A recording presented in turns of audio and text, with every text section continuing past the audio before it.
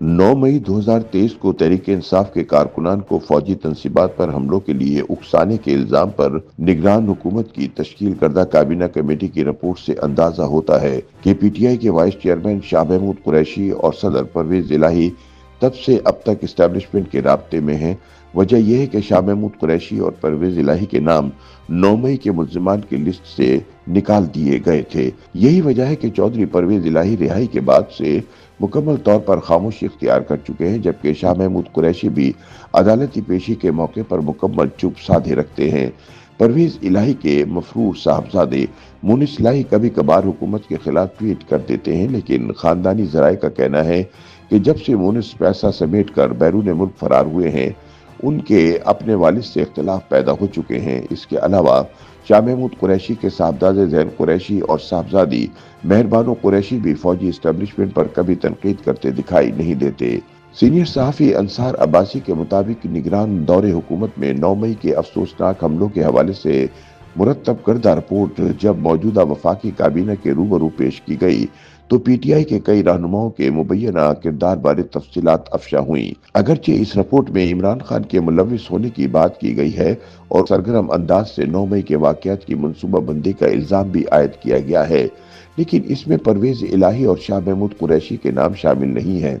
इस रिपोर्ट में तहरीक इंसाफ के तकरीबन तमाम मरकजी रहनुमाओं के नाम बतौर मुल्जिमान शामिल हैं, लेकिन शाह महमूद कुरैशी और परवेज इलाही चूंकि इस्टेब्लिशमेंट के साथ राब्ते में आ चुके थे, लिहाजा उनके नाम इसमें शामिल नहीं किए गए थे। 9 मई को फौजी तंसीबात पर हमलों के हवाले से मुरतब करदा रिपोर्ट में इस बात पर रोशनी डाली गई है कि किस तरह पीटीआई के दर्जनों रहनुमाओं ने तशद्दुद और घेराव जलाव को हवा दी। 9 मई के वाकयात को रियासती इदारों पर एक गैर मामूली हमला करार दिया गया और कहा गया कि इसका बुनियादी मकसद लोगों को फौजी क़यादत के खिलाफ बगावत पर उकसाना था। अंसार अब्बासी के मुताबिक निगरान दौर की रिपोर्ट से परवेज इलाही और शाह महमूद कुरैशी का इखराज इस सवाल का जवाब देता है कि आखिर दोनों रहनुमा अब मुकम्मल खामोशी क्यों इख्तियार किए बैठे हैं। इमरान खान के अलावा 9 मई की रिपोर्ट में जिन दीगर अफराद को नामजद किया गया, इनमें अहमद अजहर, जरताज गुल, मुराद सईद, फरूक हबीब, अली अमीन गंडापुर, अली जैदी, अनम शेख, शादाना गुलजार खान, कंवल शोजब, सेनेटर एजाज चौधरी, फैसल जावेद और शहरियार आफरीदी शामिल हैं।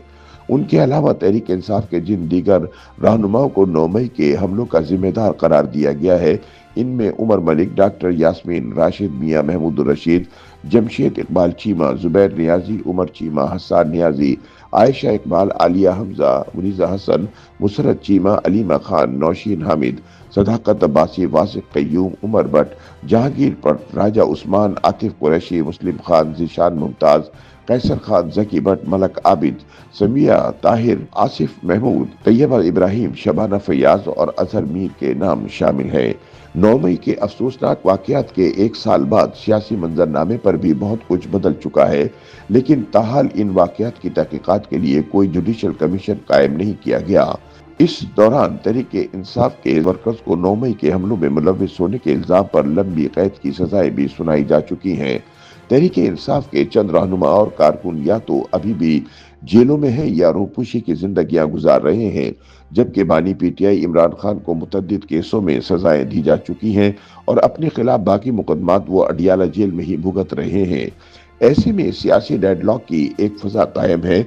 9 मई के वाकयात पर रिपोर्ट करने वाली सहाफ़ी बेनज़ीर शाह कहती हैं कि मुझे ऐसा लग रहा है कि रियासत इस मामले पर सिर्फ अपना गुस्सा निकाल रही है, जैसे इंतकाम लेने की कोशिश कर रही हो, बजाय ये कि इसकी तहकीकात हों और कानूनी तकाजे पूरे हों।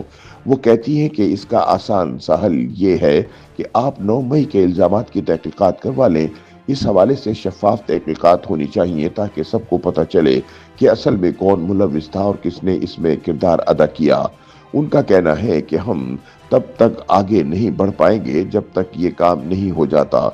जब तक आप इन सवालों के जवाब नहीं देंगे जिनका पिछले 1 साल से जवाब नहीं मिल रहा, तब तक हम आगे नहीं बढ़ सकते और आइंदा के लाहे अमल की बात ही नहीं कर सकते।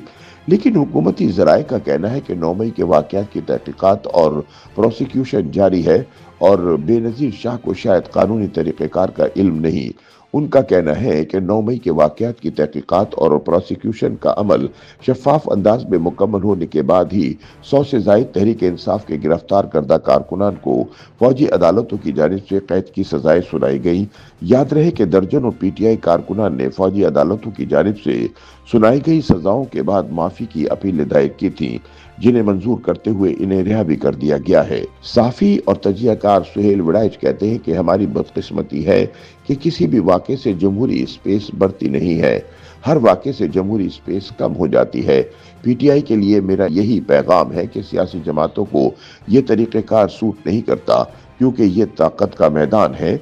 दूसरा मेरा ख्याल है कि 9 मई के हमलों में मुलविस तमाम अफराद को माफ़ कर देना चाहिए। इन्हें सजाएं मिल गई, उन्होंने सबक सीख लिया, लेकिन जो मास्टरमाइंड थे इन्हें सजाएं देनी चाहिए, क्योंकि हमलों के असल जिम्मेदार वही कायदीन थे जिन्हें अभी तक इस इल्ज़ाम पर कोई सजा नहीं सुनाई गई।